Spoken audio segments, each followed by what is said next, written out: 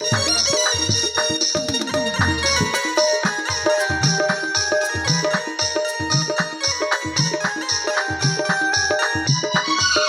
ने कहा उद्धव आप बसे हैं मथुरा में जाके, आप बसे हैं मथुरा में जाके, आप बसे हैं मथुरा में जाके, आप बसे हैं मथुरा में जाके। ओ हमें तो वृंदावन में बसाए गयो रे, हमें तो वृंदावन में बसाए गयो रे, हमें तो योगिनिया बनाए गयो रे, हमें तो जोगनिया बनाए गयो रे।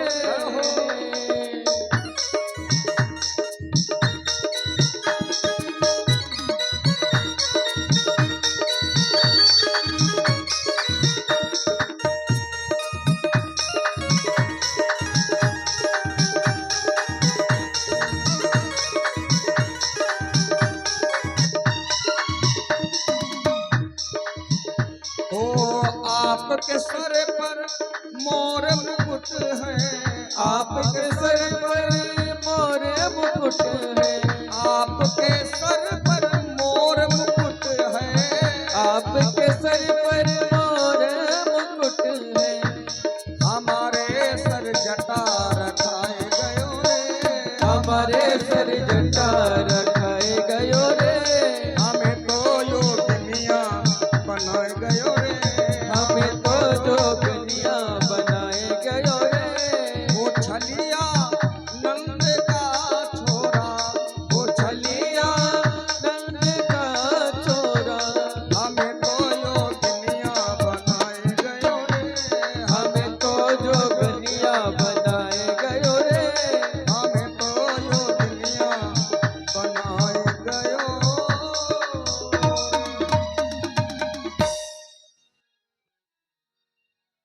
श्री सुखदेव जी कहते हैं कि गोपियों ने ऐसा भाव व्यक्त किया। आदरणीय भैया पुलकित मौर्य जी आपके द्वारा 101 मुद्राएं अर्पण हो, प्रभु मंगल प्रदान करें। उद्धव जी गोपियों के चरणों में गिर गए। वंदे ब्रज स्त्रीणाम पाद रेणु भविक्षसः यासाम हरि कथा गीतम पुनाति भुवनत्रयम्। उद्धव जी गोपियों के चरणों में दंडवत प्रणाम करते हैं। गोपियों मैं तुम्हारे चरणों में प्रणाम करता हूँ। तुम्हें गंवारनी समझता था, ग्वालनी समझता था, लेकिन आज मैं तुम्हारे प्रेम को पहचान गया हूँ। देखो उद्धव 2 दिन के लिए गए थे वृंदावन में, 6 महीने हो गए उद्धव लौट करके आना ही भूल गए, वृंदावन में ही रह गए। 6 महीने के बाद में उद्धव को याद आया कि हमें लौट करके वृंदावन भी जाना है। सुखदेव जी कहते हैं राजन रोते हुए गोपियों से, माता यशोदा से, नंद बाबा से विदाई लेकर के उद्धव चले। और जब लौट करके मथुरा में उद्धव आए, भगवान कृष्ण के सामने रोने लगे, कहने लगे कन्हैया तुमने उन ब्रजवासियों के साथ में व्यवहार ठीक नहीं किया है। वो ब्रजवासी तुमसे कितना प्रेम करते हैं, आप उन्हें छोड़ करके ऐसे चले आए। भगवान देख करके मुस्कुराए। भगवान ने कहा बस उद्धव इसीलिए तो हमने तुमको भेजा था, तुम ज्ञानी पहले से थे और मैं तुम्हें प्रेमी बनाना चाहता था। और भगवान ने उद्धव के सर पर हाथ रखा तो उद्धव ने क्या देखा, वृंदावन तो भगवान श्री कृष्ण के हृदय में ही निवास करता है। बोलो वृंदावन वाके बिहारी लाल की जय। बहुत ही सुंदर दिव्य गोपी उद्धव संवाद श्री सुखदेव जी ने श्रवण कराया है परीक्षित को। और श्री सुखदेव जी कहते हैं जो कंस का ससुर था जिसका नाम था जरासंध, जरासंध ने भगवान पर 18 बार चढ़ाई की है। 17 बार तो वो 21 अक्षौणी सेना लेकर के आया और भगवान क्या करते हैं उसकी सेना का वध कर देते हैं और जरासंध को छोड़ देते हैं। दाऊ भैया ने कहा बार बार किए क्यों इसे छोड़ देते, मार डालो। भगवान ने कहा पहली बात तो इसको हम मारेंगे नहीं क्योंकि इसकी मृत्यु हमारे हाथ से नहीं है, इसे तो प्रकोदर भीम मारेंगे। और ये दुनिया के दैत्यों को इकट्ठा करके लाता है, हमको कहीं किसी ढूंढने जाना नहीं पड़ता है। यहीं से बैठे बैठे पृथ्वी का भार कम हो रहा है। और उसी मध्य में भगवान ने काल यवन का वध किया है मुचकुंद के द्वारा, मुचकुंद पर कृपा की है। और 18वीं बार फिर जरासंध चढ़ाई करके आया, और इस बार 1000 ब्राह्मणों को बिठा के आया है। बोला पंडितों हमारे लिए माला जपो। ब्राह्मणों ने कहा क्यों? कहा कृष्ण से जीत करके आया तो इतनी दक्षिणा दूंगा, ले नहीं जा पाओगे, और धोखे में हार गया तो तुम्हारा 1000 का सर से धरा लग कर दूंगा। ब्राह्मण लोग बोले इस बार यजमान बड़ा कर्रा मिला है, बताओ अनुष्ठान फेल तो प्राणों से हाथ धोना पड़ेगा। अब पंडित लोग माला कम जपे, भगवान से प्रार्थना ज्यादा करें, कहें हे भगवान इस बार इससे हार जरूर जाना। और मानो भगवान ने उसकी प्रार्थना, ब्राह्मणों की प्रार्थना को स्वीकार किया हो। इस बार जब जरासंध लड़ने आया तो जरासंध को देखते ही भगवान भागे। भगवान का एक नाम पड़ा रणछोड़ राय। बोलो रणछोड़ राय भगवान की जय। जरासंध ने पीछा किया, भगवान भागे और भाग करके प्रवर्षण पर्वत पर चढ़ गए। जरासंध ने चारों तरफ से घेर लिया पर्वत को और कहा पर्वत में आग लगा दो, जहां कहीं भी होगा जल करके मर जाएगा। पर्वत पर आग लगा दी गई, धू धू करके वो आग जली।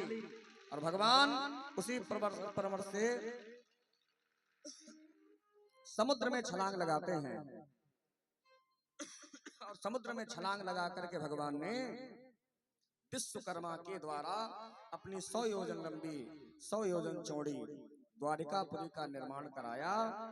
और रात में सोते ही योग माया के द्वारा समस्त मथुरा वासियों को उठा करके द्वारिकापुरी में लिटा दिया। और भगवान ने मथुरा को छोड़ करके अब द्वारिका में वास किया है। बोलो द्वारिकाधीश भगवान की जय। सुबह जब सब मथुरावासी जागे तो क्या देखा, घर का नक्शा बदला हुआ है। जिसका द्वार पूरब को था उसका पश्चिम को, जिसका पश्चिम को था उसका द्वार पूरब को। जहाँ पे बेडरूम था वहां पे किचन बना है, जहाँ किचन था वहां पे बेडरूम बना है। सब चिल्लाने लगे हाय हाय हम कहाँ आ गए। भगवान ने कहा डरो नहीं, तुम सब अब मथुरा में नहीं, तुम सब समुद्र के बीचों बीच मेरी द्वारिकापुरी में हो। भगवान द्वारिकापुरी में निवास करते हैं। सुखदेव जी कहते हैं 11 वर्ष तक भगवान रुके गोकुल वृंदावन में, और 14 वर्ष भगवान रुके मथुरा में। तो अब भगवान की आयु कितनी हो गई? 25 वर्ष की। 11, 14, 25 वर्ष के गोविंद हो गए। तो सुखदेव जी कहे अब जो है प्रश्न कर दिया परीक्षित ने, गुरुदेव भगवान भीष्मक सुताम रुक्मणी रुचिरान नाम राक्षसेन विधानेन उपमेय इति श्रुतम। गुरुदेव मैंने सुना है कि द्वारिकाधीश प्रभु का प्रथम विवाह रुक्मणी जी के साथ राक्षस विधि से हुआ। राक्षस विधि का मतलब जानते हो? पहले कन्या को भगा के लाए और बाद में घर में विधवत विवाह किया। रुक्मणी जी का पहले भगवान हरण करके लाए, बाद में विवाह किया। तो ऐसा क्यों प्रभु को करना पड़ा कि रुक्मणी जी को पहले हरण करके लाए बाद में विवाह किया? तो सुखदेव जी ने कहा परीक्षित तुमने बहुत सुंदर प्रश्न किया है, सुनिए। राजा सीत भीष्म को नाम विदर्भाधिपतिर महान तस्य पंचा भवन पुत्राः कन्यका चावराननः। एक विदर्भ देश में महाराज भीष्मक हुए जिनकी राजधानी कुंदनपुर है। विदर्भ देश के महाराज भीष्मक जिनकी राजधानी कुंदनपुर, और भीष्मक के 5 पुत्र थे, रुक्मी, रुक्मरथ, रुक्मबाहु, रुक्मकेशी और रुक्ममाली। ये 5 पुत्र थे इनके, और एक इनके कन्या थी जिनका नाम था रुक्मणी देवी। रुक्मणी माँ साक्षात जगत जननी लक्ष्मी देवी की स्वरूपा, लक्ष्मी स्वरूपा माँ रुक्मणी देवी। इधर भगवान का प्रादुर्भाव हुआ है और इधर विदर्भ देश में भीष्मक के घर में साक्षात जगत जननी जगदम्बा रुक्मणी देवी जी का अवतार हुआ है। एक बार की बात है, एक मागध सूत नाम के महात्मा जी कुंदनपुर में आए और कुंदनपुर में बड़े भाव के साथ में भगवान का गुणानुवाद करते घूम रहे हैं। भगवान का स्वभाव कैसा है, स्वरूप कैसा, बड़े भाव से बताते घूम रहे हैं। वो ब्रज भूमि में हुआ है अवतार कन्हैया का, अवतार कन्हैया का। ब्रज भूमि में हुआ है अवतार कन्हैया का, अवतार कन्हैया। हाँ, ब्रज भूमि में हुआ है अवतार कन्हैया का, अवतार कन्हैया का। ब्रज भूमि में हुआ है अवतार कन्हैया का, अवतार कन्हैया का। ब्रज भूमि में हुआ है अवतार कन्हैया का। ब्रज भूमि में हुआ है अवतार कन्हैया का।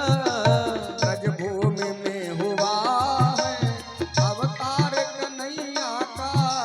ब्रज भूमि में हुआ है अवतार कन्हैया का। सौभाग्य है जिन्हें हो, सौभाग्य है जिन्हें हो दीदार कन्हैया का, दीदार कन्हैया का। सौभाग्य है जिन्हें हो, सौभाग्य है जिन्हें हो दीदार कन्हैया का, दीदार कन्हैया। सभी गाइए ताली से करते हुए। दीदार कन्हैया का, दीदार कन्हैया का। अरे वो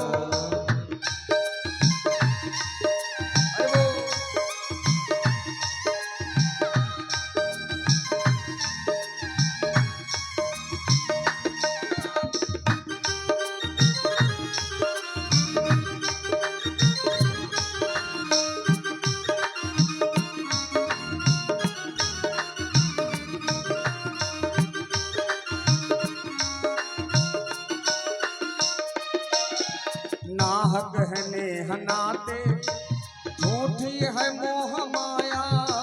नाहक है नेह नाते, झूठी है मोह माया। नाहक है नेह नाते, झूठी है मोह माया। नाहक है नेह नाते, झूठी है मोह माया। त्रिभुवन त्रिकाल में है, त्रिभुवन त्रिकाल में है अधिकार कन्हैया का, अधिकार कन्हैया त्रिभुवन त्रिकाल में है, त्रिभुवन त्रिकाल काल में है अवतार कन्हैया का, अवतार कन्हैया का। ब्रज भूमि में हुआ है, ब्रज भूमि में हुआ है अवतार कन्हैया का, अवतार कन्हैया का। ब्रज भूमि में हुआ है, ब्रज भूमि में हुआ है अवतार कन्हैया का, अवतार कन्हैया का। अवतार कन्हैया का, अवतार कन्हैया का। अवतार कन्हैया का, अवतार अवतार कन्हैया। श्री सुखदेव जी कहते हैं, राजन माता ने भगवान के स्वभाव को सुना, स्वभाव को सुना, स्वरूप को सुना। तो रुक्मिणी जी ने उसी दिन ये विचार किया कि मैं अगर विवाह करूंगी तो द्वारिकाधीश भगवान श्री कृष्ण के साथ हूं। धीरे धीरे समय बीतता गया। ये भैया मुकेश श्रीवास्तव जी 51 मुद्राएं, जय मां गोवर्धनी देवी 21 मुद्राएं, आशुतोष चौरसिया आंसू यूट्यूबर 13 मुद्राएं, दास रोप करते प्रभु मंगल प्रदान करें, माता रानी अंधन से भंडारे भरती रहें। एक दिन भीष्मक जी महाराज राज्यसभा में बैठे थे और भीष्मक जी ने कहा, ए भैया रुक्मिणी ब्याह के योग्य हुई, उस कारण बढ़ता जाता है। रुक्मिणी ब्याह के योग्य हुई, उस कारण बढ़ता जाता है। रुक्मणी ब्याह के योग्य हुई, रुक्मणी ब्याह के योग्य हुई, उस कारण बढ़ता जाता है, उस कारण बढ़ता जाता है। बेटी के भय का चारु चंद्र अब सर पर चढ़ता जाता है, बेटी के भय का चारु चंद्र अब सर पर चढ़ता जाता है। बेटी के भय का चारु चंद्र अब सर पर चढ़ता जाता है।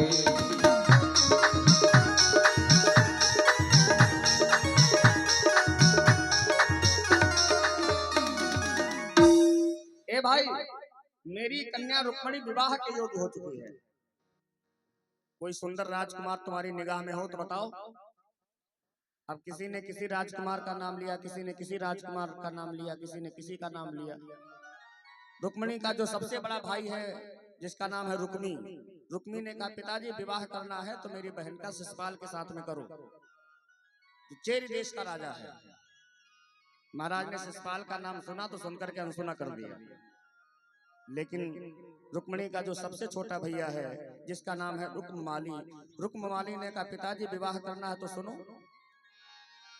है पुरुषों में वह पुरुष रत्न, जिनसे यह शादी की जाए, जिनसे यह शादी की जाए।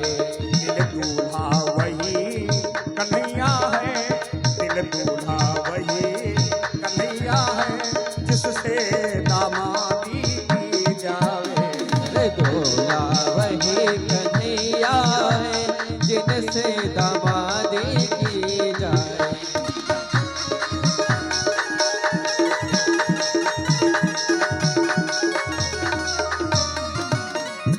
पिताजी विवाह करना चाहते हो तो द्वारिकाधीश भगवान श्री कृष्ण के साथ में मेरी बहन का विवाह करो। सुनकर इस प्रस्ताव को सुखी हुए नरपाल, बोले बेटा हृदय की तू कहता है ला। बेटा तूने बिल्कुल मेरे मन की बात सुनी, मेरे भी मन में यही इच्छा है। और जैसे महाराज ने हामी हाँ मिलाया, छोटे पुत्र के जो बड़ा भैया था रुक्मी क्रोधित हो गया, लेकर के तलवार खड़ा हो गया। ऐसे के साथ में मेरी बहन का विवाह कराओगे जिसके माता पिता का भी ठिकाना नहीं है। कोई कहता देवकी वसुदेव का पुत्र, कोई कहता नंद यशोदा का बेटा। ऐसे के साथ में जिसने 11 वर्षों तक चुरा चुरा करके माखन खाया हो, गैया चराई हो, ऐसे के साथ में मेरी बहन का विवाह कराओगे। किसी ने कृष्ण का नाम लिया सभा में, उसके सर से धड़ को अलग कर दूंगा। जब ऐसा कर रुक्मी बोला तो सब शांत हो गए। भीष्मक जी बोले भैया क्रोध क्यों करते हो, नातेदारी तुमको चलाना है, जहां मन हो वहां शादी करो। तुरंत रुक्मी ने ब्राह्मण को बुलाया, विवाह का मुहूर्त निश्चित करवाया, लग्न पत्रिका लिखवाई और चेरी देश शिशुपाल के वहां भेज दी। और इधर ये खबर मिली रुक्मणी को कि मेरा विवाह कन्हैया के साथ में नहीं, मेरा विवाह तो शिशुपाल के साथ में हो रहा है। माता बैठ करके रोने लगी। मैया ने एक पत्र लिखा और पत्र लिख करके एक ब्राह्मण देवता को बुलाया। ये ब्राह्मण देवता मेरा एक काम कर सकते हो? ब्राह्मण देवता ने कहा क्या है काम बेटी? ब्राह्मण देवता ये पत्र लेकर के द्वारिका चले जाओ, मेरे प्रभु को ये पत्र दे दो। ब्राह्मण देवता ने कहा जल्दी से लाओ, अभी जाता हूँ। ब्राह्मण देवता ने वो पत्र लिखा और पत्र लेकर के ब्राह्मण देवता तुरंत द्वारिका की तरफ भागे और शीघ्र ही वो द्वारिका में पहुंचे और भगवान से जाकर के मिले। वो पत्र दिया, भगवान ने पत्र पढ़ा तो पत्र पढ़ करके गोविंद रोने लगे। इतना सुंदर पत्र माता रुक्मिणी ने लिखा है। श्रुत्वा गुणान भुवन सुंदर श्रव्यताम ते निर्विश्य कर्ण विवरय हरो कृतापहम् रूपम दृशाम दृश्यमतामखिल रार्थलाभम् वयच्युता तवश्यति चितपत्र मनेत्रम्। माता ने इतना सुंदर पत्र लिखा। माता कहती हैं, माता रुक्मणी ने 2 संबोधन कृष्ण भगवान के लिए किए हैं। हे अच्युत, हे भुवन सुंदर, मैंने आपकी बड़ी महिमा सुनी है। रुक्मणी जी ने कहा कि कन्हैया, मैंने तुम्हें देखा नहीं है, लेकिन आपकी महिमा को सुन सुन करके मैंने अपने हृदय पटल में आपकी एक मूर्ति बनाई है, और उसी मूर्ति को मैं सदा से पूजती आई हूँ। गोविंद, ये रुक्मणी तुम्हारी है। जैसे श्री राम जी ने लंका में जाकर के रावण को मार करके सीता को लेके आए थे, ऐसे ही आप आइए और आकर के अपनी रुक्मणी को अपने साथ में लेके जाइए। रुक्मणी ने एक बात और लिखी, ए गोविंद, जैसे किसी सिंह के सामने का भोजन कोई श्यार नहीं ले जा सकता है, ऐसे ही रुक्मणी तुम्हारे चरणों की दासी है। इसे कोई शिशुपाल जैसा श्यार कैसे ले जा सकता है। भगवान ने पत्र पढ़ा, रोने लगे। पहले के जमाने में पत्र व्यवहार होते थे, लोग पत्र लिखते थे। अब जब से मोबाइल फोन चल गया, लोग भूल गए पत्र लिखना। अब किसी नवयुवक से कहो कि पत्र लिखो, तो हो सकता पहली हेडिंग ही ना डाल पावे, कैसे कहां से शुरुआत क्या करेंगे। लेकिन पहले लोग पत्र लिखते थे तो पढ़ने वाले को ऐसा लगता था कि लिखने वाला साक्षात सामने बैठा है, और कभी कभी लिखने में भी गड़बड़ हो जाती थी। एक पत्नी ने अपने पति को पत्र लिखा, ऊपर से नीचे तक सब कुछ ठीक ठाक लिखा, और जहां पे लिखना था आपके चरणों की दासी, वहां पर उसने लिखा आपके प्राणों की प्यासी। पति देवता ने पढ़ा पत्र, अच्छा प्राणों की प्यासी हो, आने दो घर फिर बताता। तो लिखने में कभी कभी गड़बड़ हो जाती थी। भगवान ने पत्र पढ़ा और देखो तुरंत ब्राह्मण देवता को रथ पर बिठाया। दाऊ भैया जब तक पूछते पूछते कि कहाँ जा रहे, तब तक रथ निकल गया। दाऊ भैया ने बाद में पता लगाया कौन आया था, तो पता लगा कुंदनपुर से कोई ब्राह्मण देवता आए थे। दाऊ भैया जान गए इतनी अर्जेंट में गए हैं तो कोई ना कोई विशेष कार्य होगा।